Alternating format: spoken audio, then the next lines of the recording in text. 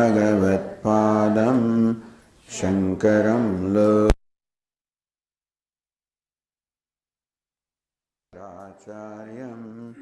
केशवं बादरायणं सूत्रभाष्यकृतौ वन्दे भगवन्तौ पुनः पुनः। ईश्वरो गुरुरात्मेति मूर्तिभेदविभागिने व्योमवद्व्याप्तदेहाय दक्षिणामूर्तये नमः।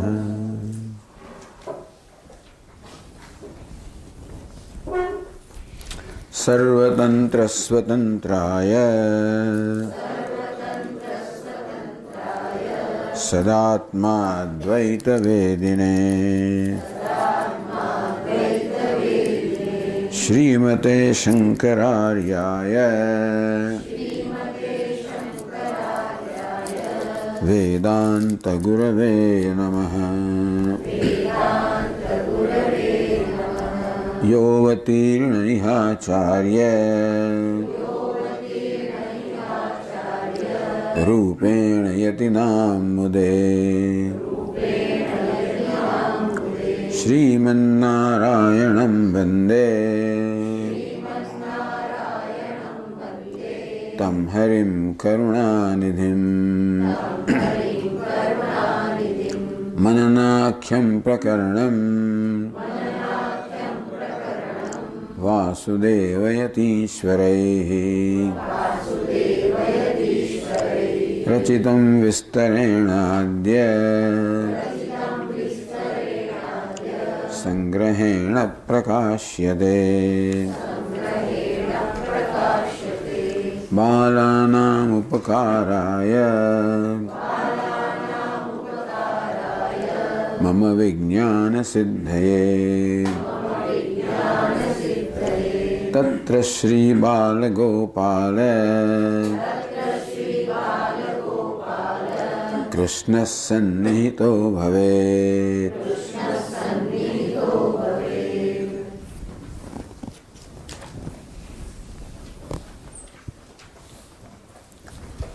तो 12માં પાન પરથી આપણે દ્વિતીય વર્ણક્રમનો પ્રારંભ કર્યો. એનો વિષય છે અનુબંધ ચતુષ્ટયમ અથવા દ્વિતીય વર્ણકે અનુબંધ ચતુષ્ટયમ ઉચ્યતે. હવે આ દ્વિતીય વર્ણકમાં એટલે કે બીજા અધ્યાયની અંદર અનુબંધ ચતુષ્ટય વિશે કહેવામાં આવશે. ગ્રંથાધ્યયન પ્રવૃત્તિ પ્રયોજક જ્ઞાન વિષયત્વ અનુબંધત્વ. જ્ઞાન વિષય અનુબંધ એવું નહીં કહેવાય, એટલે જ્ઞાન વિષયત્વ અનુબંધત્વ. અનુબંધ કોને કહેવાય કે ગ્રંથનું અધ્યયન, કોઈ પણ ગ્રંથના અધ્યયનમાં આપણે ક્યારે પ્રવૃત્તિ કરીએ? આપણને જ્યારે એ અધ્યયન કરવાની પ્રેરણા જન્મે. જે આપણને કોઈ પણ ગ્રંથના અધ્યયન કરવાની પ્રેરણા જન્માવે છે એને અનુબંધ કહેવામાં આવે છે. એવું અનુબંધ ચતુષ્ટયમ વિષય પ્રયોજનમ સંબંધ અધિકારી છે ઇતિ અનુબંધ ચતુષ્ટયમ. આ ચાર વસ્તુને આપણે જાણીએ ત્યારે પછી આપણને ગ્રંથનું અધ્યયન કરવાની પ્રેરણા જન્મે કે હા આ તો મને ઉપયોગી છે, મને લાભદાયક છે, મારે કરવું જોઈએ, મને આમાં રસ છે, મને લાભદાયક છે, હું કરી શકું છું, મારે કરવું જોઈએ. વિષય કે ગ્રંથનો વિષય જાણીએ, હા મને આમાં રસ છે, હું જાણવા ઈચ્છું છું. પ્રયોજનમ માત્ર જાણવાનું નથી, એ દ્વારા મારા જીવનનું કોઈ મહત્વનું પ્રયોજન સિદ્ધ થશે અને ખૂબ મોટો લાભ થશે. અધિકારી અને એ ગ્રંથનું અધ્યયન કરવાની યોગ્યતા હું ધરાવું છું, યોગ્ય છું, લાભદાયક છે, રસપ્રદ છે, જાણવા યોગ્ય છે, મારે જાણવું છે, માટે હું આ ગ્રંથનું અધ્યયન કરીશ. આમ અને આવી પ્રેરણા આપવામાં જન્મે. ગ્રંથનું અધ્યયન કરવાની પ્રેરણા જે જ્ઞાન આપણામાં જન્માવે એને, જેના જ્ઞાનથી જન્મે એને અનુબંધ કહેવામાં આવે. જે આપણને ગ્રંથ સાથે બાંધે जोड़े अस्य वेदांत शास्त्रस्य ब्रह्मीय विषय है। वेदांत शास्त्रનો વિષય કયો? બ્રહ્મ અથવા જીવ બ્રહ્મ ઐક્યમ। જીવ અને બ્રહ્મનું ઐક્ય। હું જે મારી જાતને જીવ માનું છું એ વાસ્તવમાં બ્રહ્મ છું। આ પ્રકારનું જ્ઞાન જન્માવવું મારામાં, તો એ જ્ઞાન જે છે અથવા તો જીવ બ્રહ્મનું ઐક્ય જે છે એ વેદાંતનો વિષય છે। બસ આટલું જ વેદાંતને કરવું છે કે તું બ્રહ્મ છે, બસ એટલું જ એમને કહેવું છે। એ જાણે છે કે એટલું જ માત્ર જાણવાથી આપણા જીવનનું બધું જ પ્રયોજન સિદ્ધ થશે। જીવનમાં જે કે આપણે ઈચ્છીએ છીએ એ બધું આટલું જાણ, હું બ્રહ્મ છું એ જાણવાથી જીવનમાં જે કાંઈ ઈચ્છે છે એ બધું સિદ્ધ થઈ જશે। શું ઈચ્છે જીવનમાં? આત્યંતિક દુઃખ નિવૃત્તિ। પહેલા તો બધા દુઃખમાંથી હું મુક્તિ ઈચ્છું છું। નિરતિશય સુખ અવાપ્તિ, અને મને અનંત સુખ જોઈએ। બસ આ બે વસ્તુ જોઈએ। બાકી કોઈ સિદ્ધિમાં આપણને કશો રસ નથી, કોઈ વસ્તુમાં એ વસ્તુ માટે રસ નથી। કદાચ કોઈને ધન સંપત્તિમાં રસ હોય, સત્તા પ્રતિષ્ઠામાં રસ હોય, કે બીજી બધી સિદ્ધિઓમાં રસ હોય, સ્વર્ગ વગેરેમાં રસ હોય, કે પછી ઉડી શકાય જાત જાતની સિદ્ધિઓમાં રસ હોય, એ બધાની પાછળનું પ્રયોજન એક જ છે કે એ દ્વારા કેવી રીતે મારું બધું દુઃખ દૂર થાય અને મને પૂર્ણ સુખ પ્રાપ્ત થાય। એટલે બધી ઈચ્છાઓની પાછળ આ એક ઈચ્છા છે। વેદાંત શાસ્ત્ર જાણે છે કે માત્ર આટલું જ જાણવાથી કે હું બ્રહ્મ છું, મારી આ મૂળભૂત ઈચ્છા પૂરી થશે। કારણ કે હું જે ઈચ્છું છું તે હું છું જ। બસ એટલું જાણવાનું છે કે આત્યંતિક દુઃખ નિવૃત્તિ મારો સ્વભાવ જ છે। દુઃખ ક્યારેય પણ આત્માને સ્પર્શતું જ નથી। નિરતિશય સુખ, અનંત સુખ પણ મારો સ્વભાવ છે। હું છું જ, જે ઈચ્છી રહ્યો છું તે હું છું, અને એ સર્વ છે। સાથે સાથે હું છું અને જે કાંઈ છે એ સર્વ એ જ છે। બસ આટલું જાણવાથી જીવનમાં કશું જાણવાનું, મેળવવાનું, બનવાનું રહેતું નથી। એટલે બ્રહ્મીય વિષય વેદાંતનો માત્ર બ્રહ્મ એક જ વિષય છે। અને બ્રહ્મ કેવું છે? એક અદ્વિતીય। અંતેથી એ કેવું છે? આત્માનો મારો સ્વભાવ છે। આમ બ્રહ્મને વ્યવસ્થિત જાણીએ એટલે બધું જણાઈ જાય। બ્રહ્મને વ્યવસ્થિત જાણીએ તો ખબર પડે કે બ્રહ્મ એક અદ્વિતીય છે। બ્રહ્મ સિવાય બીજું કશું છે જ નહીં, અને એ બ્રહ્મ હું જ છું। મોક્ષ એવ પ્રયોજનમ। આ જ્ઞાનથી પ્રયોજન શું છે? આ એક જ, સર્વ દુઃખની નિવૃત્તિ અને સર્વ સુખની પ્રાપ્તિ, એનું નામ મોક્ષ। પ્રતિપાદ્ય પ્રતિપાદક ભાવ, બોધ્ય બોધક ભાવ વા સંબંધ। તો વેદાંત શાસ્ત્રનો અને વિષયનો બ્રહ્મનો શું સંબંધ છે?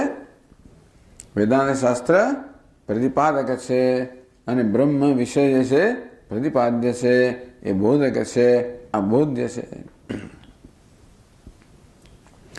એ સિવાય બીજું શું સંબંધ હોય મને ખબર નથી। શાસ્ત્ર અને વિષય વચ્ચે આ સિવાય બીજો કયો સંબંધ હોય મારે વિચારવું પડશે। ગ્રંથ હોય આપણે શીખવાડતો એ શીખવાડનાર છે, અને વિષય શીખવાડનાર છે, એ સિવાય બીજું શું હોઈ શકે એ ખબર નથી। પણ એટલે એ સિવાય કે સંબંધ હોવો જોઈએ ખરો। પ્રતિપાદ્ય પ્રતિપાદક, બોધ્ય બોધક, આમાં શું નવું છે કે ખબર નથી મને। શા માટે આ વિષય દર વખતે લોકો કયા જ કરતા હોય છે, પણ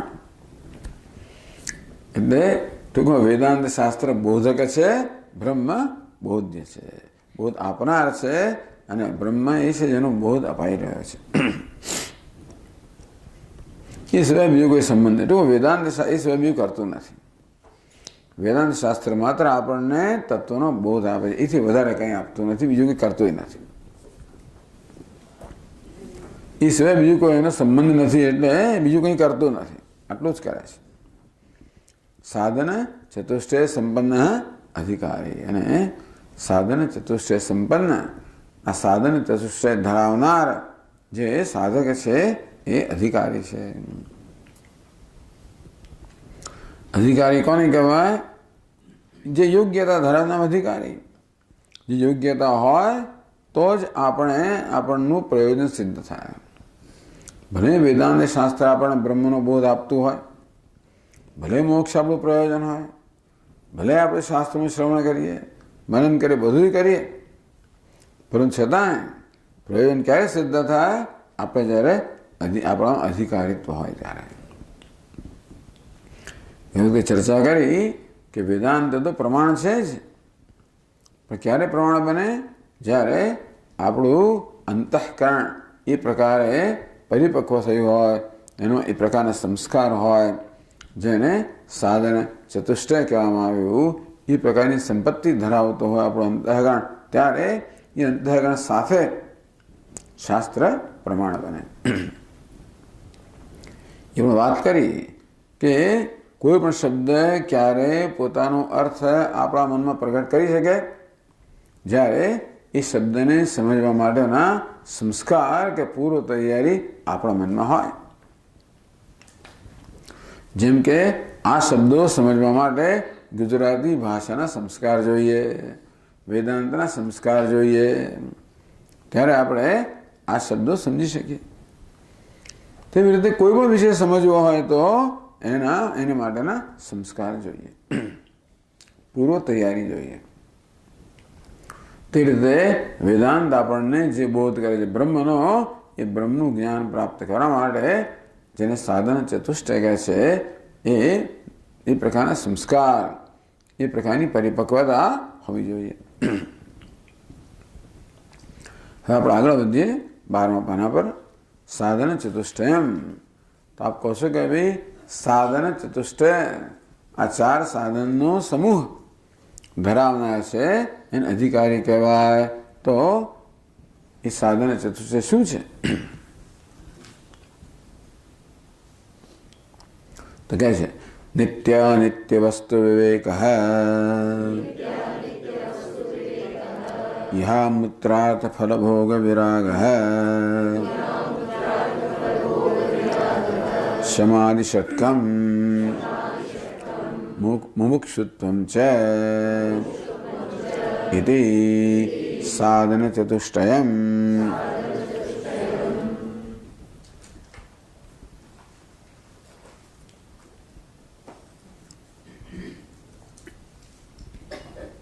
નિત્ય નિત્ય વસ્તુ વિવેક.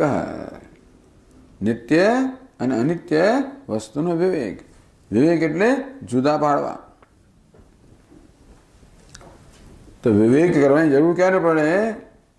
બે વસ્તુ એવી તો ભેગી થઈ ગઈ હોય કે પહેલી નજરે આપણે એમનો ભેદ ન પારખી શકીએ, ત્યારે આપણે એમને સૂક્ષ્મતાથી જોવું પડે અને ત્યારે એ બેનો ભેદ પારખી શકીએ. કે પેલો રંગમંચ પર ભિખારી છે, પહેલી નજરે ભિખારી જ જણાય આપણને, એને સૂક્ષ્મતાથી જોઈ ત્યાં ખબર પડે કે નહીં આ તો પેલો ફલાણો અભિનેતા છે. ત્યારે મનમાં વિવેક કરીએ કે ભિખારી તો વેશમાં છે, એ ધારણ કરનાર અભિનેતા છે. આ બે જુદી વસ્તુઓ છે. એટલે બે હોય પરંતુ એવા ભેગા થઈ ગયા હોય કે પહેલી નજરે એક જેવા લાગે, ત્યાર પછી એ બેને બે રૂપે જાણવાની જરૂર પડે, કારણ કે બેને એક માનવાથી ઘણો બધો અનર્થ જન્મી શકે છે. ખાસ કરીને અભિનેતા પોતે જ માનતો હોય કે હું ભિખારી છું, ત્યારે એને વિવેક કરવો પડે કે નહીં, આ ભિખારી પણ તો વેશમાં છે, હું તો વેશને ધારણ કરનાર સ્વતંત્ર છું, વેશથી અસ્પૃષ્ટ છું. આમ નિત્ય અને અનિત્ય આ બંને વસ્તુઓ ભેગી થઈને આપણી સમક્ષ આવેલી છે. જે કોઈ જગ્યાએ જોઈએ ત્યાં બેનો આપણને સંયોગ દેખાય છે, નિત્યનો અને અનિત્યનો. આપણે પોતાની તરફ જોઈએ તો પણ આત્મા કે ચૈતન્ય કેવો છે? નિત્ય છે. જ્યારે આ દેહ મન ઇન્દ્રિયની બનેલી ઉપાધિ કેવી છે? અનિત્ય છે. પરંતુ અત્યારે આપણને એ બેનો ભેદ જણાતો નથી. બેન આપણે એક માનીએ છીએ અને માટે જ ઉપાધિને આત્મા માની લઈએ છીએ. એવું આપણા જીવનમાં અવિવેક છે. તો વિવેક કરવાની જરૂર ક્યારે પડે? અવિવેક હોય ત્યારે. વસ્તુ બે હોય અને આપણે બેનો ભેદ ન પારખવાને કારણે બેને એક માનતા હોઈએ, એને કારણે અનેક પ્રકારનો અનર્થ જન્મતો હોય. આ દેહને આત્મા માનવાને કારણે જો કશું બગડતું ના હોય તો કોઈની ચિંતા નથી. બને ભાઈ, એમાં કેટલાય ભ્રમ આપણે સેવીએ છીએ, એક વધારે ભ્રમ. પણ દેહને આત્મા માનવાને કારણે અનેક પ્રકારની ગ્રંથિઓ જન્મે છે, કોમ્પ્લેક્સીસ જન્મે છે, જે અનેક પ્રકારના દુઃખ આપે છે. બધું જ દુઃખ આપે છે. બધા દુઃખનું આ એક જ મૂળ છે, ઉપાધિમાં અહંભાવ. તેથી ઉપાધિ અનિત્ય છે, એ વેશ છે. હું તો એને ધારણ કરનાર છું, નિત્ય છું, એને કરતાં ભિન્ન છું, સ્વતંત્ર છું, અસ્પૃષ્ટ છું. જગતમાં પણ એવું જ છે. જગતના આપણે જોઈએ ત્યારે પણ ત્યાં બે વસ્તુ રહેલી છે, નિત્ય અને અનિત્ય. આ ઘડામાં બે તત્વ રહેલા છે. માટીને ઘડાને છોડો પણ ઘડા છે, ભાસે છે, પ્રિય છે, ખરું? અસ્થિ ભાતિ પ્રિયમ અને નામ રૂપ, આ પાંચે પાંચ ભેગા થઈને આપણી સમક્ષ આવે છે. આ પાંચને આપણે એક માનીએ છીએ. એટલે જરૂર છે કે અસ્થિ ભાતિ પ્રિય કયું છે? નિત્ય છે. નામ રૂપ અનિત્ય છે. નિત્ય અનિત્ય વસ્તુ વિવેક બહુ જ મહત્વનું છે. કારણ કે નિત્ય અનિત્ય આ બંને વસ્તુઓ છે એ એવી ભેગી મળી ગયેલી જણાય છે, બંને એક સાથે મળેલી આપણી સમક્ષ રજૂ થાય છે. એટલું જ નહીં, પરંતુ એ બેન આપણે એક માની લઈએ છીએ, જેને કારણે ઘણી બધી ગડબડ જીવનમાં જન્મે છે. અને માટે નિત્ય અને અનિત્ય વસ્તુઓને જુદી પાડવી બહુ જ મહત્વનું છે. ક્યારે જુદી પડે? જુદું ક્યાં પડવાનું? આપણા મનમાં જુદું પાડવાનું છે, બુદ્ધિમાં. બુદ્ધિ ક્યારે આવું જુદું પાડી શકે? ઇહા મૂત્રાર્થ ફલભોગ વિરાગ.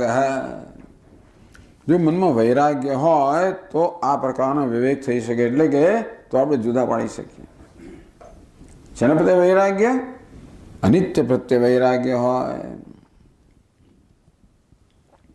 તો આપણે નિત્ય ને અનિત્યને જુદા પાડી શકીએ. એમાં એવું થયું ને, પહેલાં આપણે નિત્ય અનિત્ય વસ્તુ વિવેકનું એક પરોક્ષ જ્ઞાન હોય, એનાથી વૈરાગ્ય જન્મે.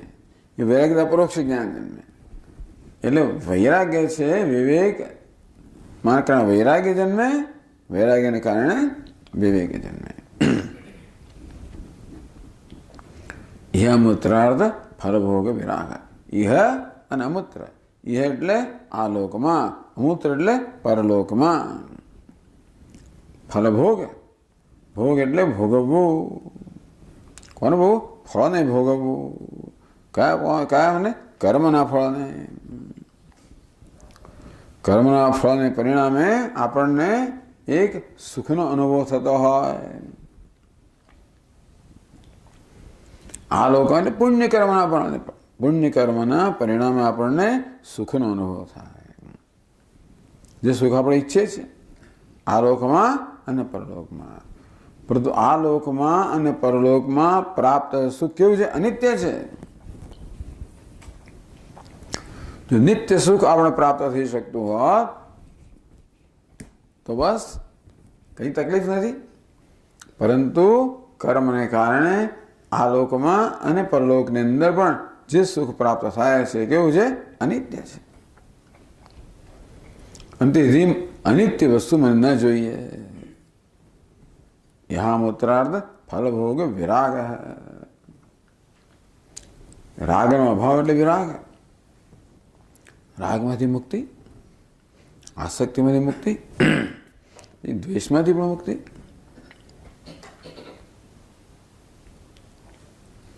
આના પરિણામ શું છે એમને? સમાધિ ષટકમ. વૈરાગ્ય આપણા મનમાં આવે એટલે ધીમે ધીમે શાંતિ થતી જાય. જેમ જેમ રાગ અને દ્વેષ દૂર થતો. વૈરાગ એટલે રાગ અને દ્વેષમાંથી મુક્તિ. મનની બધી અશાંતિ કોણ ઉત્પન્ન કરે? રાગ અને દ્વેષ.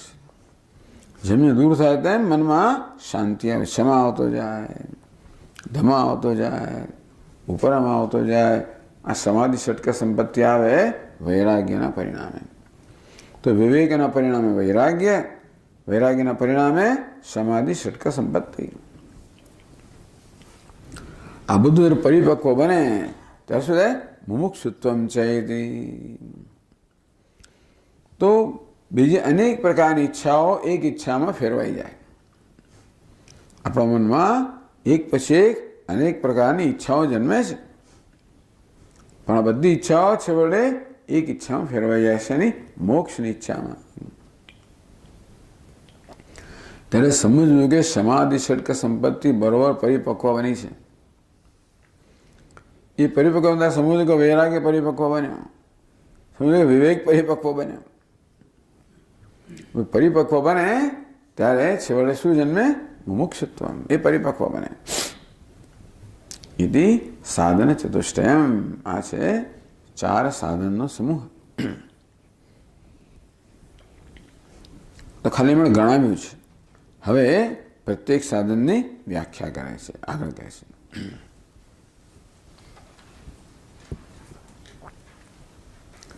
બ્રહ્મૈવ નિત્યમ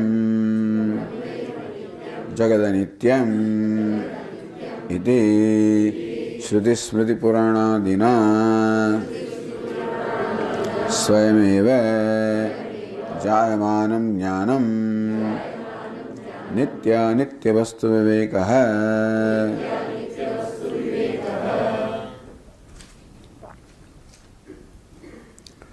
આ કેવું છે? શ્રુતિ સ્મૃતિ પુરાણાદિના. શ્રુતિ એટલે વેદ, સ્મૃતિ વેદ પર રચાયેલા ગ્રંથોનું પુરાણો. આ શ્રુતિ સ્મૃતિ અને પુરાણ એ આપણું બધું જ આધ્યાત્મિક સાહિત્યમાં 3નું આધ્યાત્મિક સાહિત્ય આવી જાય. તો આ બધો અભ્યાસ કર્યો હોય ત્યારે આપણને સમજ પડે કે બ્રહ્મ એવ નિત્યમ જગદ નિત્યમ. એવું છે ને કે આ અત્યારે કેવું જ્ઞાન છે? ઉપર છેલ્લું જ્ઞાન છે. વિવેકમાં પહેલા આ જ્ઞાન થાય તો આગળ વધવાની જરૂર નથી ને. પહેલેથી ખબર પડી જાય કે બ્રહ્મ સત્ય છે, જગત મિથ્યા છે, તો ભાઈ તો જ્ઞાન મેળવવાનું છે. એ જ્ઞાન મેળવવું એ તો આપણું ધ્યેય છે. તો પહેલેથી જ્ઞાન જ જો પ્રાપ્ત થઈ જતું હોય તો પછી બીજું કરવાની જરૂર ના પડે ને. એટલે નહીં, પહેલા જ્ઞાન કેવું થાય? એક સામાન્યતા જ્ઞાન, એને આપાતતા જ્ઞાન કહેવાય. કે મને એક સામાન્ય સમજ પડી ગઈ, મારા મનમાં બરાબર આ સમજ પડી કે નિશ્ચય જમ્યો કે આ પ્રકારે બ્રહ્મ સત્ય છે અને બાકી બધું નિત્ય છે, બાકી બધું અનિત્ય છે. ટૂંકમાં જગતમાં જે કે વસ્તુ આપણે અનુભવી છે બધી અનિત્ય છે. આપણે ઇન્દ્રિયો દ્વારા, મન બુદ્ધિ દ્વારા અનુભવી છે નામ અને રૂપ. અસ્થિભાદી પ્રિય એ કોઈ ઇન્દ્રિયના અનુભવનો વિષય નથી કે મનના અનુભવનો વિષય નથી. તો અનુભવ સ્વરૂપ છે. જે કોઈ વસ્તુ આપણે ઇન્દ્રિયોથી કે મનથી અનુભવી શકીએ કેવી હોય? અનિત્ય જ હોય.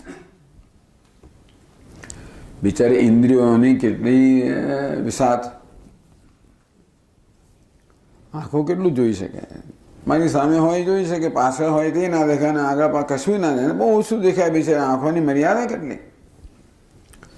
અને તે પણ અમુક એની પણ પ્રકાશના તરંગો જે છે એ પણ એની અમુક માત્રામાં જોઈ શકાય. એની પછી બહુ સૂક્ષ્મ હોય તો ના દેખાય, અને સ્થૂળ હોય તો એ ના દેખાય. ટૂંકમાં આપણે જ્ઞાની રહેવું ઉત્તમ વસ્તુઓ છે, છતાંય અત્યંત મર્યાદિત છે. અને આપણું મન પણ કેવું છે, આપણું ઉત્તમ છે, આપણે અત્યંત મર્યાદિત. જે જ્ઞાન, જે માહિતી આપણને જ્ઞાનેન્દ્રિયો લઈ આપે એ જ વસ્તુ મન જાણે. એક સાથે એક જ વસ્તુ જાણે, બધું ના જાણે. ટૂંકમાં આપણી પાસે જ્ઞાનના જે સાધનો છે એ દ્વારા જે કે આપણે જાણીએ છીએ બધું અનિત્ય જ છે. તો જગત અનિત્યમ, આ જગત કેવું, નામ રૂપાત્મા જગત અનિત્ય છે. ત્યારે અસ્થિ ભાતિ પ્રિયમ નિત્ય છે. હવે એક સામાન્ય સમજ પડી, એટલે પહેલી પાદમાં કહ્યું બ્રહ્મૈવ નિત્યમેદી નિશ્ચય રૂપ પ્રમાતુ સાધના ફલમેદી. આપણા મનમાં આ પ્રકારનું નિશ્ચિત જ્ઞાન જન્મે કે બ્રહ્મ જ નિત્ય છે, અન્ય અનિત્ય છે. એ પ્રકારનું નિશ્ચિત પ્રમા કે આપણને જ્ઞાન જન્મે એ તો આપણું ધ્યેય છે. ઇતિ શ્રદ્ધયા આપાત બોધ એવં ઉર્વત્ર વિવેક હેતી. કે આ બ્રહ્મ સત્ય છે, બાકી સર્વ અનિત્ય છે, બ્રહ્મ નિત્ય છે, સર્વ અનિત્ય છે. એ પ્રકારની શ્રદ્ધા કે આ બોધ અંતિમ બોધ છે, એ જ પ્રાપ્ત કરવાનો છે, એને માટે સાધના કરવાની છે. તો આ પ્રકારે આપણા મનમાં જે સમજ જન્મી, ટૂંકમાં બુદ્ધિના સ્તરે આપણે વિશ્લેષણ કરીએ ત્યારે સમજી શકીએ. પરીક્ષ લોકાન કર્મચિતાન બ્રાહ્મણ નિર્વેદ માયા નાસ્ત્ય કૃત કૃતેન. બ્રાહ્મણ નિર્વેદ માયા, આ બ્રાહ્મણમાં નિર્વેદ જન્મે છે, વૈરાગ્ય જન્મે છે.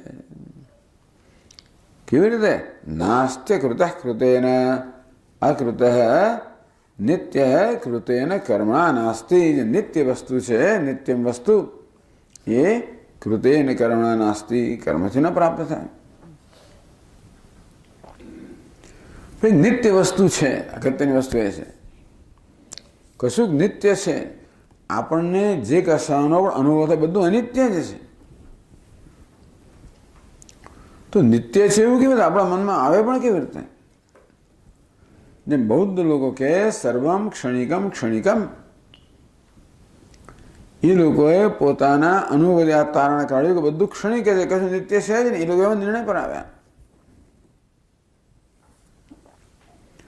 તો આપણે કેવી રીતે નિર્ણય પર આવી શકીએ આપણા અનુભવ પરથી કે શું નિત્ય? એટલે શ્રુતિ સ્મૃતિ પુરાણ આદિના શાસ્ત્રો કહે છે કે બ્રહ્મ એ નિત્ય છે,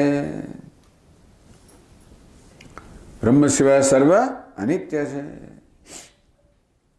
એ જ્ઞાન આપણે પ્રાપ્ત કરવાનું છે. એ ઉપરાંત આપણે સાંભળીએ, આપણી સમક્ષ આ પ્રકારે નિરૂપણ કરવામાં આવે કે જો ભાઈ આ દરેક પદાર્થમાં 5 અંશ છે. અસ્થિ ભાતિ પ્રિયમ રૂપમ નામ ચેત્તમ છે પંચકમ. અસ્થિ ભાતિ પ્રિયમ નામ રૂપ, આ 5 અંશ છે. આદ્યત્રયમ બ્રહ્મરૂપમ જગદરૂપમ તત્વદ્વયમ. આગળ પહેલા 3 અસ્થિ ભાતિ પ્રિય એ બ્રહ્મરૂપ છે, અને તત્વદ્વયમ પશ્ચિમ નામ રૂપ છે, એ જગત છે. અસ્થિ ભાતિ પ્રિય એ બ્રહ્મ છે, એ નિત્ય છે. નામ રૂપ જગત છે, એ અનિત્ય છે. કહ્યું ને કે આ નિત્ય અનિત્ય, અનિત્ય વસ્તુ છે ને જ્યાં હોય ત્યાં નિત્ય હોવું જોઈએ. અનિત્ય વસ્તુ ક્યારે પોતાના પગ પર ઊભી ના રહી શકે. એની સ્વતંત્ર સત્તા ક્યારે પણ ના હોય. કેવી હોય? વર્તન સત્તા હોય. અનિત્ય કહો, મિથ્યા કહો,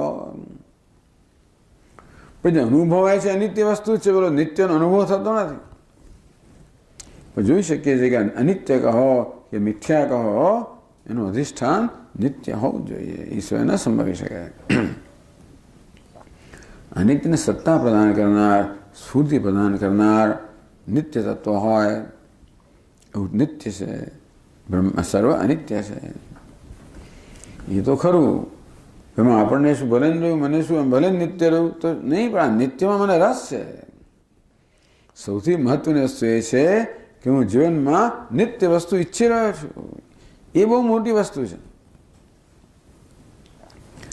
માણસ પોતાના જીવનમાં શું ઈચ્છે છે એની કંઈક પ્રકારની સમજ પડવી કે સૂઝ પડવી એ જ બહુ મોટી વસ્તુ છે.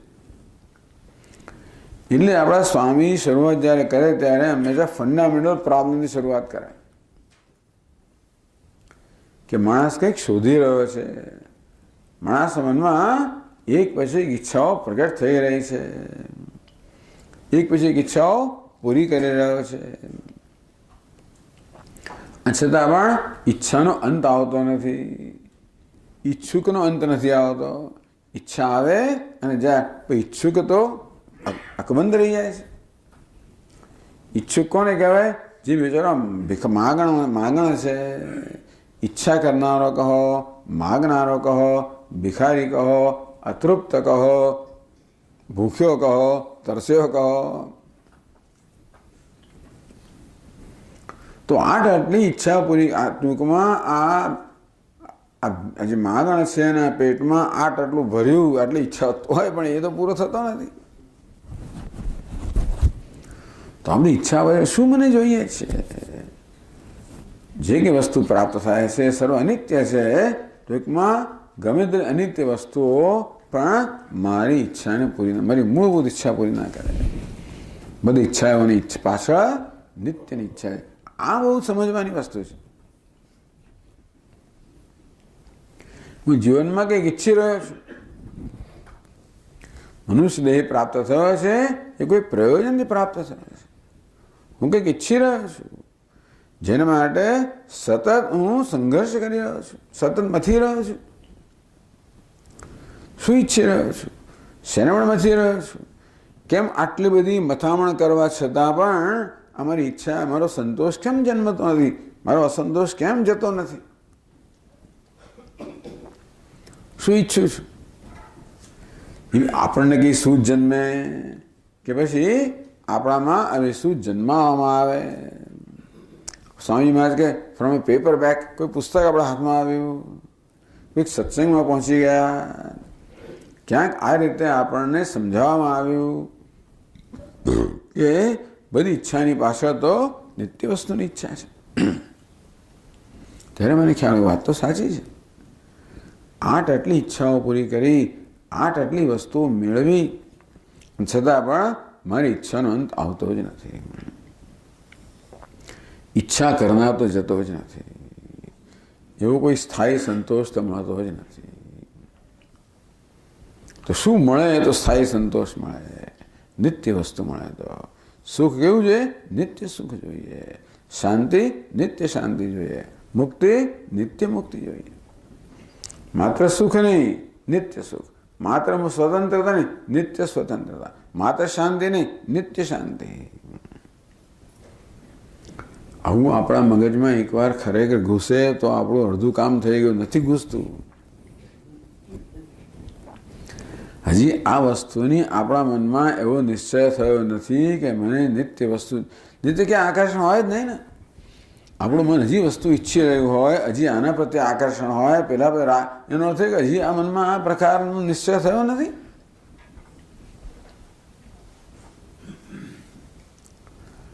એટલે આ નિશ્ચય થવો બહુ જ મહત્વનો છે. નિત્ય ને અનિત્ય બરાબર. હું જે ઈચ્છું છું એ નિત્ય વસ્તુ છે. નિત્ય વસ્તુ ઈચ્છું છું. પછી એ બ્રહ્મ છે, બરાબર છે કે છે નસીબ જોગે હું જે ઈચ્છું છું એવું કંઈક છે ખરું. બ્રહ્મ નિત્ય એ બ્રહ્મ છે. પણ બ્રહ્મને ક્યારે પ્રાપ્ત કરી શકું? અનિત્યને છોડું ત્યારે. એ તકલીફ છે. બંને ભેગું મળતો તો બહુ સરસ થાત. ભુક્તિ મુક્તિ પ્રદાતા છે. આ ભોગ અને મુક્તિ સાથે મળતા હોત તો બહુ સારું થાત. સ્વામી મહારાજ કે હી વોન્ટ્સ મોક્ષ એઝ વેલ એઝ હેલિકોપ્ટર. મોક્ષ એટલે નિશ્રેયસ, હેલિકોપ્ટર અભ્યુદય, એને બધું જોઈએ છે. એકને છોડો તો જ બીજું મળે એવું છે. સાપને છોડીએ તો જ પેલો રજ્જુ છે એનું જ્ઞાન થાય. તેથી આ અનિત્ય વસ્તુમાંથી આપણું મન મુક્ત થાય તો જ નિત્ય, એટલે નિત્ય વસ્તુ આપણા માટે મહત્વની બને અને સર્વ મહત્વની બને. એ પ્રકારનો નિશ્ચય બહુ જ મહત્વનો છે. વર્ષો સુધી એવો નિશ્ચય જન્મતો નથી. આપણું આડોળું થયા કરતું હોય, અહીં જતું હોય, ત્યાં જતું હોય, આ કરતું હોય, પેલું કરતું હોય, વગેરે વગેરે. કેમ? કારણ કે જે નિશ્ચય જન્મ્યો નથી. અને એક જ પ્રશ્ન છે, જેનો અજ્ઞાન નામનો પ્રશ્ન છે, એ સિવાય બીજું કશો પ્રશ્ન છે જ નહીં. બધું દુઃખ અજ્ઞાનમાંથી જ જન્મે છે. બીજા કશા અજ્ઞાનમાંથી જન્મી છે. દેહાત, અહંકાર, મમકાર, એ બધા દુઃખનું મૂળ છે. બીજા કોઈ દુઃખનું મૂળ નથી. નહીં તો હું આખી દુનિયામાં સતત પ્રયત્ન કર્યા જ કરું, આને છોડું, પેલાને પકડું, ના કરું, મારે દુઃખ દૂર થાય. કશી વસ્તુ દુઃખ ઉત્પન્ન કરી શકતી નથી. એક જ દુઃખ ઉત્પન્ન કરે છે અજ્ઞાન, એમાંથી જન્મેલો અવિવેક.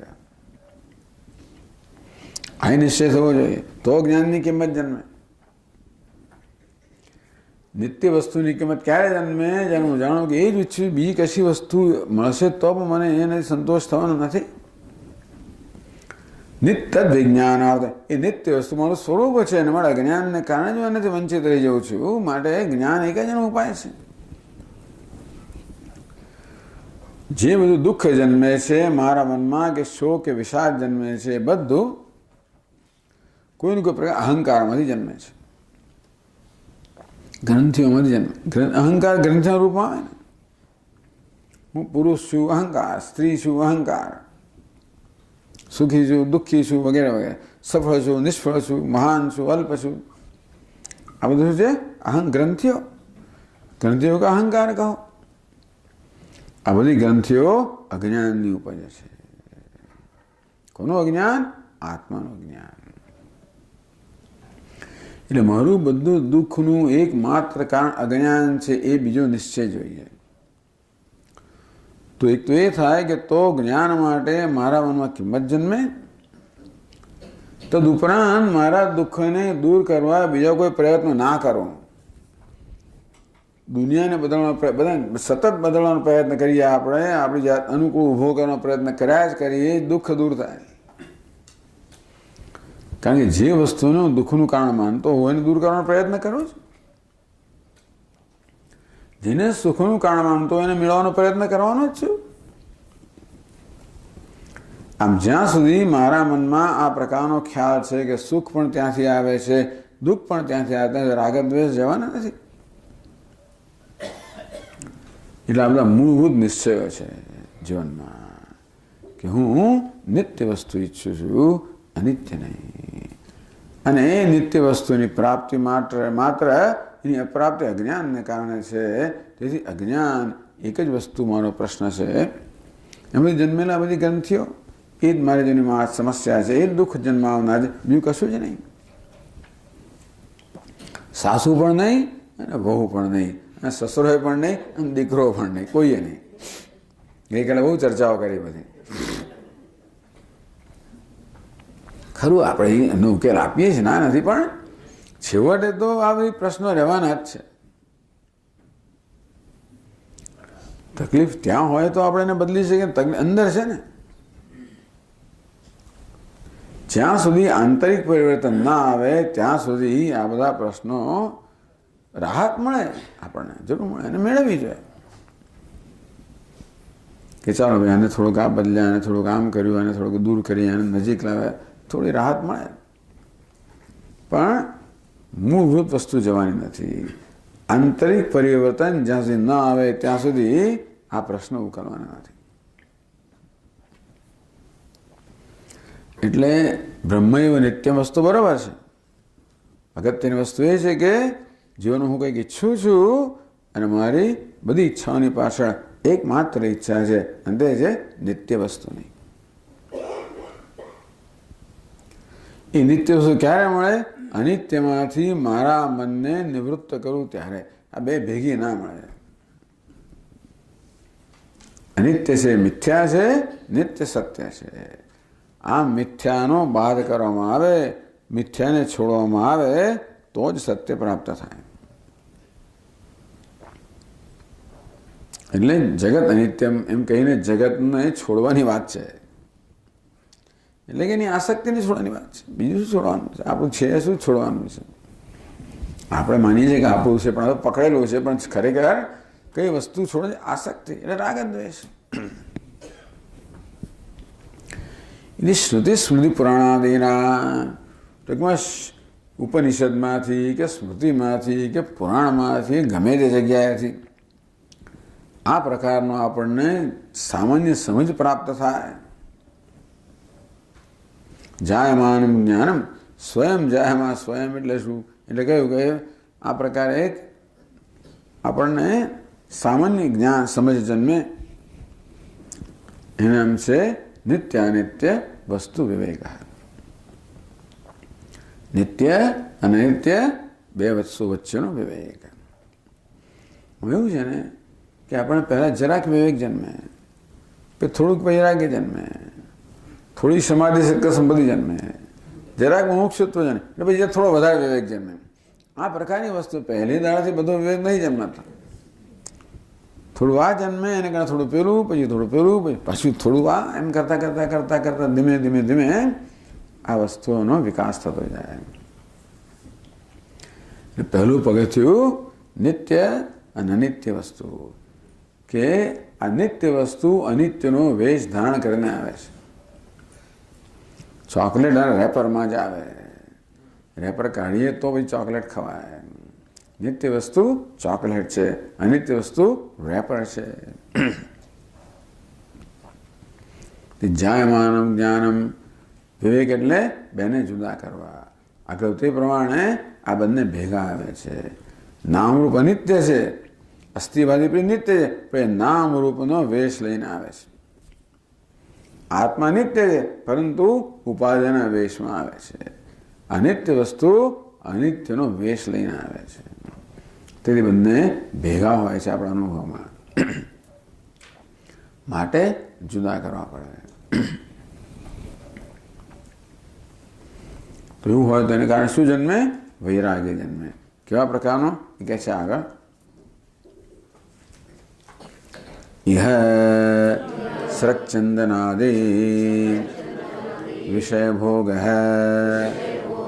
અમૂત્ર અપ્સરસ્ત્રી વિષયાદિ ભોગશ્ચ ઇતિ ઉભયમ અપી અનિત્યમ ઇતિ સ્વવાંત અશન મૂત્રપુરીષાદિવત તત્ર વૈરસ્યમ ઇહામૂત્રાર્થ ફલભોગ વિરાગ. વાત જ ના ચડી જાય તો દ્રષ્ટાંતોથી. ઇહ અમૂત્ર ફલ ભોગ વિરાગ. કે જે વૈરસ્યમ એટલે વિરાગ, એવું કહ્યું. વૈરસ્યમ વિરસસ્ય ભાવ વૈરસ, રસ ઉડી જવો, રસ જતો રહેવો, રાગ જતો રહેવો, આસક્તિ જતી રહેવી. અત્યારે આ બધામાં આપણે રસ ધરાવીએ છીએ, રાગ ધરાવીએ, આસક્તિ ધરાવીએ છીએ. કેમ? કારણ કે એ બધાને આપણે સુખના સાધન માનીએ છીએ. અને એને માટે અહીંયા હંમેશા આ એક જ આ દ્રષ્ટાંત આપવા, સ્રક ચંદન વનિતા, ચંદનાદિ, સ્રક ચંદન વનિતા, આ ત્રણ ને સ્રક એટલે માળા, ચંદન લેપ, વનિતા એટલે સ્ત્રી. બસ, એટલે આ બધા વિષયો છે. ટૂંકમાં જે બધા ઇન્દ્રિયોના વિષયો છે જેમાંથી આપણે સુખ પ્રાપ્ત કરતા હોઈએ છીએ, એ બધાની પ્રતિનિધિ આ ત્રણ થઈ. તો બધાએ સમજી લેવાના. આ સિવાય જે કંઈ હોય તે બધું સમજવાનું. તો આ એક તો આ જગતમાં આ બધા પ્રકારના વિષયો પ્રાપ્ત થાય છે. એમને કલ્પનાની બાબત અત્યારે વિષયો છે.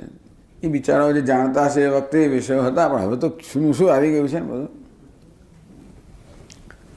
એટલે એમણે કયા સિવાયના બીજા વિષય આપણે જાણતા હોઈએ તો એ બધા સમજી લેવાના. એક તો ઇન્દ્રિયના સ્તરનો ઉપભોગ છે, એક લાગણીના સ્તરનો ઉપભોગ છે, એક બુદ્ધિના સ્તરનો ઉપભોગ છે, એક અહંકારના સ્તરનો ઉપભોગ છે. આ સરચંદમાં એટલે કશી જ વસ્તુ નથી. ઇન્દ્રિયના વિષયો પ્રત્યે વૈરાગ્ય બહુ મોટી વસ્તુ નથી. પણ પછી લાગણીના સ્તરે આપણી લાગણી જરૂરિયાત હોય, કોઈ આપણને પ્રેમ કરનારું હોય, સ્વીકાર કરનારું હોય, થાબડનારું હોય, કાળજી કરનારું હોય, મોટી જરૂરિયાત છે. બૌદ્ધિક જરૂરિયાત, નવું નવું જાણવાની, નવું નવું જોવાની. અહંકારની જરૂરિયાત, મને સન્માન પ્રાપ્ત થાય, બસ મોટી જરૂરિયાત, મને સન્માન પ્રાપ્ત થાય. હું પ્રતિષ્ઠિત હો તો સન્માન પ્રાપ્ત, એટલે પ્રતિષ્ઠા. ધનવાન હો તો સન્માન પ્રાપ્ત થાય, ધન. આમ ધન, સંપત્તિ, સત્તા, પ્રતિષ્ઠા, કીર્તિ, આ બધી જરૂરિયાતો કોની છે? અહંકારની જરૂરિયાતો છે. આ ધનની જરૂરિયાત ખરી ખાવા પીવા માટે, પછી બધો ધનનો જે સંચય થતો હોય છે એ તો અહંકારની જરૂરિયાત છે. અસલામતી પણ અહંકારમાં હોય છે. અસલામતી ક્યાં હોય છે? અહંકારમાં અસલામતી હોય. મળે સલામતીના ઘણા બધા પોતાની આસપાસ કિલ્લાઓ રચતો હોય છે.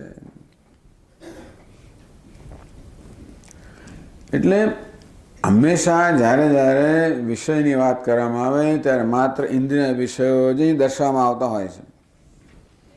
એટલે ઘણા લોકો એમ માને છે કે મને ઇન્દ્રિયના વિષયમાં રસ નથી, મારે હું વિરક્ત છું. પછી એ સિવાયના બહુ બધા વિષયો છે. એમાં અહંકારના વિષયો જેવા તો સૌથી અગર પેલા સૂક્ષ્મ થતા જાય. ઇન્દ્રિયના વિષય કરતાં લાગણીનો વિષય સૂક્ષ્મ હોય, એને કરતાં બુદ્ધિનો વિષય સૂક્ષ્મ હોય, એને કરતાં અહંકારનો વિષય સૂક્ષ્મ હોય.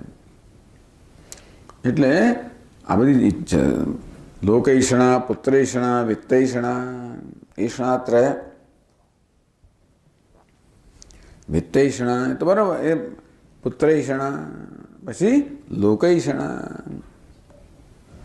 આ લોકની ઈચ્છા એટલે કે પ્રતિષ્ઠાની ઈચ્છા. આ બધી ઈચ્છાઓ છે એ બધી સૂક્ષ્મ છે અને એ બધી જતા વાર લાગે છે. તો ટૂંકમાં આ બધા સ્તરની જે જરૂરિયાતો છે સુખની આ લોકની અંદર, એ બધા પ્રત્યે આપણામાં વૈરસ્ય જન્મે, રસનો ભાવ જન્મે, આપણે એનો રસ ઉડી જાય નહીં જોઈએ. તદ્વૈરાગ્યમ જિહાસાયા દર્શન શ્રવણાદિભિઃ દેહાદિ બ્રહ્મ પર્યંતે ક્ષણિત્યે ભોગ્ય વસ્તુની. યાદ છે?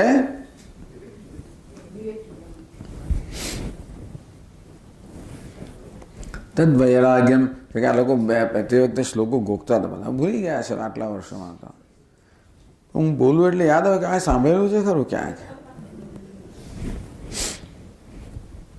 તદ્વૈરાગ્યમ જિહાસાયા. જિહાસા એટલે શું?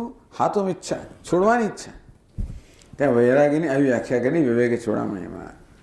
જિહાસા, છોડવાની ઈચ્છા. દર્શન શ્રવણાદિભિઃ. દર્શનથી, શ્રવણથી, અનુમાન વગેરેથી જોઈએ દુનિયામાં કેવું છે બધું કે મારે નહીં જોઈએ.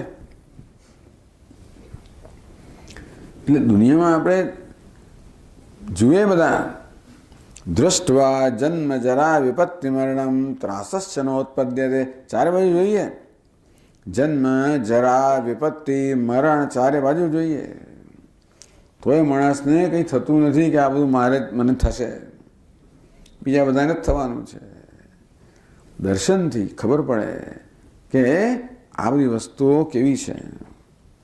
ટૂંકમાં આ બધા વિષયોનું પરિણામ શું આવે છે જ્યારે જોઈએ ત્યારે પછી આપણને છોડવાની ઈચ્છા થાય.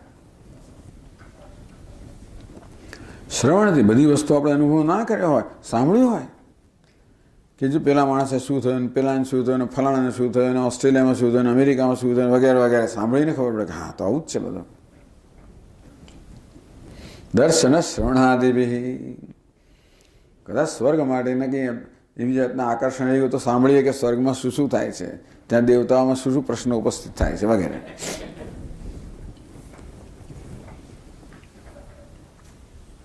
અનુમાનથી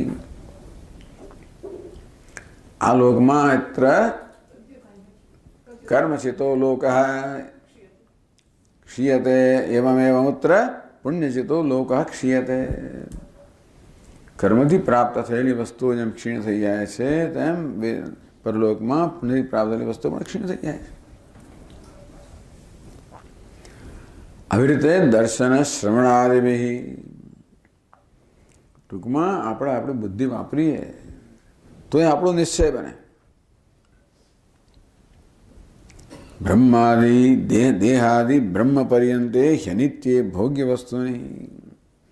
આ તો ખાલી આપણે આ લોકોના સુખ માણીએ છીએ. જે તમે વિચાર સાંભળીએ કે બીજે શું સુખ મળે છે. યુવાસ્યા સાધુ યુવા ધ્યાયક આશિષ્ટો દૃઢિષ્ઠો બલિષ્ઠ. તૈત્રીય વર્ણન કરવામાં આવ્યું કે યુવાન હોય, સંસ્કારી હોય, ધૃષ્ટ હોય, બલિષ્ઠ હોય, સંસ્કારી હોય, સુખનો ભોગવવા માટેની કુશળતા ધરાવતો હોય. એ પણ જોઈએ ને, સુખના સાધન તો ચાલે હોય પણ એને ભોગવવાની જોઈએ ને. આ ટીવી ચાલુ જ કેમ કઈ ખબર નહીં પડે છે તો ખરો સામે, ચાલુ કેમ કરવું? આ ડીવીડી કેમ ચાલુ કરવું ભાઈ? ચાલુ થતું નથી. સરસ ટેલિફોન તો લાવ્યા પણ 50,000 રૂપિયા, પણ એને કરવાનું શું? એને કેમ અંદર જવાતું નથી, બહાર નીકળાતું નથી. ટૂંકમાં આ સરસ મોટર કાર આવી પણ શું કરવાનું, કેમ ચલાવવાની ખબર નથી. આ વિષયોને ભોગવાની કુશળતા પણ બધું જ છે આ માણસમાં. તસ્યમ પૃથ્વી વિત્તસ્ય પૂર્ણ સર્વસ્ય વિત્તસ્ય પૂર્ણ. બધા વિત્તથી પૂર્ણ પૃથ્વીની પાસે છે. કેટલું સુખ મળે એને? એનું એક એકમ થયું, સુખનું એક એકમ થયું. બસ એને 100 ગુણ 100 ગુણ 100 ગુણ 100 ગુણ કલ્પના બહારનું સુખ. ઠીક બ્રહ્મણ મનુષ્યથી 100 ગણું સુખ મળે છે મનુષ્ય ગંધર્વને. એ 100 ગણું સુખ મળે છે દેવ ગંધર્વને. એ 100 ગણું સુખ મળે છે પિતૃઓને. એ 100 ગણું સુખ મળે છે અજાન દેવતાને. એ 100 ગણું સુખ મળે છે કર્મ દેવતાને. એ 100 ગણું સુખ મળે છે દેવતાને. 100 ગણું સુખ મળે છે ઇન્દ્રને. 100 ગણું સુખ મળે છે બૃહસ્પતિને. 100 ગણું સુખ મળે છે પ્રજાપતિને. એ 100 ગણું સુખ મળે છે બ્રહ્મને, બ્રહ્માજીને. દેહાદિ બ્રહ્મ પર્યંતે. લોકોને એમ કે દેહથી મળતા સુખ તો લોકો માને જ છે. મુસલમાનો કે આ દેહ તો છે જ નહીં, ત્યાં જ જવાનું આપણને. ક્રિશ્ચનો બધા માને પેરેડાઇઝમાં ગયા. ટૂંકમાં એટલે એ લોકોને આ પ્રકારે આ લોકોના સુખમાંથી વૈરાગ્ય ઉત્પન્ન કરવામાં આવતો હોય છે. એ તો કંઈ નથી, ત્યાં જ છે બધું. આપણા જે પ્રકારના સુખનું વર્ણન આપણા શાસ્ત્રોમાં છે તો એમની કલ્પના બહારની વસ્તુ છે. દેહાદિ બ્રહ્મ પર્યંતે. આ લોકથી માંડીને બ્રહ્મલોક સુધીમાં જે બધા સુખ પ્રાપ્ત થઈ શકે એ બધા અનિત્ય છે. આ બ્રહ્મ ભુવનાન લોકા પુનરાવર્તિનો અર્જુન. મામોપેત્ય કાઉન્તે પુનર્જન્મ ન વિદ્યતે. આ બ્રહ્મભુવનાન લોકા, હે અર્જુન, બ્રહ્મલોક સુધીના બધા જ લોક છે એ પુનરાવર્ત અનિત્ય છે. બહુ મોટી બધી વસ્તુઓ છે. આ તો કહેવાની વાત સરળ છે. આપણે જરાક લલચાઈ જઈએ, જરાક કંઈક થવાનું લલચાઈ જાય. એનો અર્થ કે હજી તો આપણે ટૂંકમાં લાલચ જરાક જન્મી, કશાય નહીં. કશી વસ્તુએ મારું ધ્યાન રોક્યું, મને આકર્ષ્યો, એટલે કોઈ પ્રકારની લાલચ ના હોય, કોઈ પ્રકારનું આકર્ષણ ન હોય. એ ક્યારે હોય? મનમાં નિશ્ચય જન્મ્યો હોય આવું અનિત્ય છે. એ તો અનિત્ય બોલો, મને અનિત્ય નહીં જોઈએ. અગત્યની વસ્તુ એ છે. એ અનિત્ય છે તો શું થયું? ભલે એનું અનિત્ય તો લાવતો ખરો જ. અનિત્ય તો અનિત્ય કે નહીં?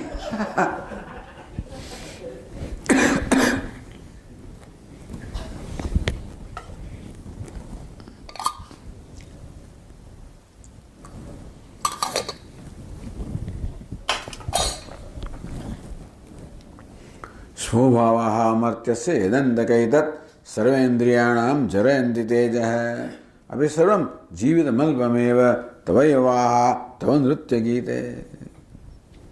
લોકો નચિકેતા જોઈએ. હે અંતક, હે અમરાજા, સ્વભાવઃ અમર્ત્યસ્ય, યમરાજા જે બધા ભોગ આપે આ લોકના અને પરલોકના જે બધા ભોગ આપે મારી સમક્ષ ધર્યા છે એ બધા સ્વભાવમાં છે, બધા અનિત્ય છે, નશ્વર છે. કાલે હશે કેમ એ પણ શંકાજનક છે. સર્વેન્દ્રિયાણામ જરંતી તેજ. આ બધા વિષયો છે એ બધા ઇન્દ્રિયોનું તેજ છે એ બધાને ક્ષીણ કરનારા છે. ટૂંકમાં આ બધા વિષયો તો ખૂબ એ કિંમત આપણે ચૂકવનારા છે. એ મફત નથી મળતું કશું, કિંમત ચૂકવવી પડે છે. અભી સર્વમ જીવિતમ અલ્પમેવ. તમે ગમે એટલું દીર્ઘ આયુષ્ય આપો તો એ સ્વલ્પ જ છે. તવૈ વાહ તે જિહાસાયા. નચિકેતામાં આ મને છોડવાની તવૈ વાહ તવ નૃત્ય ગીત. આ વાહનો આપની પાસે રાખો, નૃત્ય ગીત આપની પાસે રાખો, મને આપશો તો આપણી પાસે જ રાખો.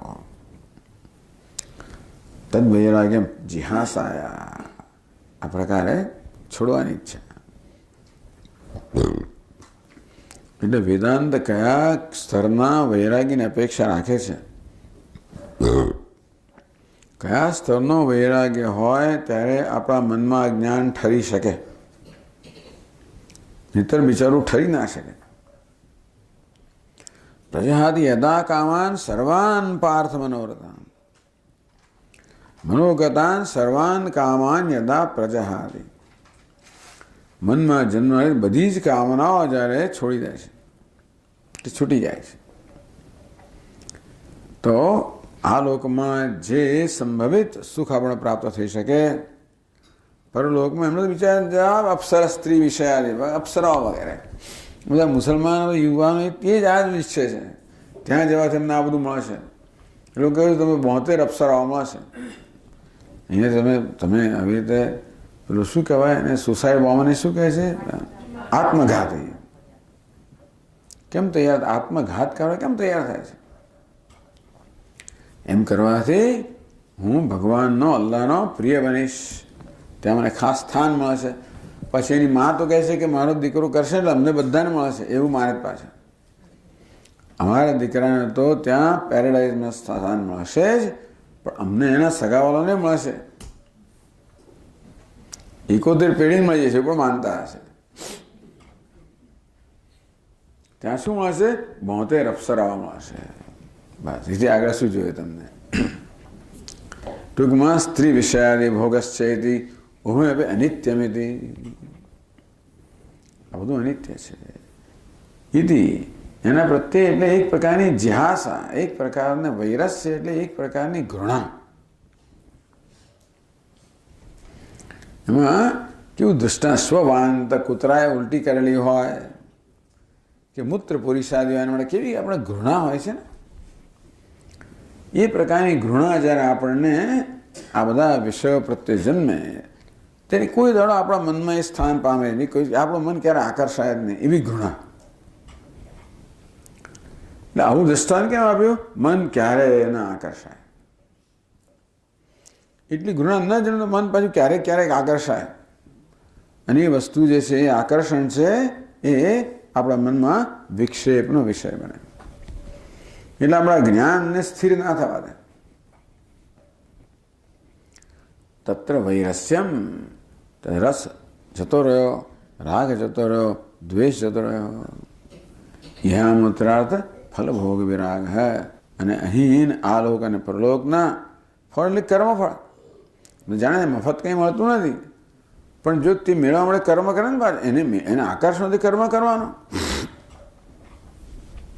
આ લોકમાં કૃષ્યાદિ કર્મ કરે અને પરલોક માટે યજ્ઞાદિ કર્મ કરે, જેને માટે આકર્ષણ હોય તો જ્યારે ફળમાં ઈચ્છા ના હોય તો ભાઈ કર્મ આપોઆપ જ છૂટી જાય. કર્મ શેને માટે છે? ફળ ભોગવવા માટે. ફળ ભોગવવાની ઈચ્છા ન રહે તો કર્મ પણ છૂટી જાય. અને વૈરાગ્ય, વિરાગ એટલે વૈરાગ્ય કહેવામાં આવ્યો, વિવેક અને વૈરાગ્ય. બરાબર. ઓમ પૂર્ણમદ પૂર્ણમિદમ પૂર્ણાત પૂર્ણમુદચ્યતે पूर्णस्य पूर्णमादाय पूर्णमेवावशिष्यते।